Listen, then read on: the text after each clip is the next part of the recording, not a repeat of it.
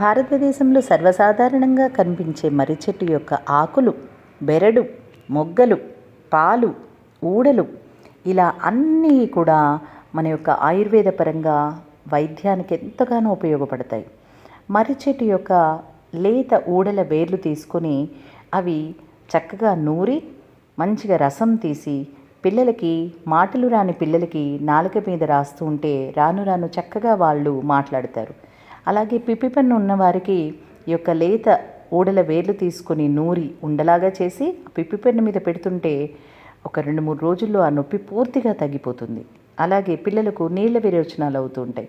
వారికి ఒక స్పూను లేత ఊడల వేర్ల రసం తీసి మజ్జిగలో కలిపి తాగిపిస్తే వారికి ఎంతో చక్కగా ఆ నీళ్ళ విరోచనాలు కట్టిపడిపోతాయి. ఈ విధంగా మర్రి చెట్టు అనేది మనకు ఆయుర్వేద పరంగా ఎన్నో జబ్బులకు తగ్గడానికి ఎంతో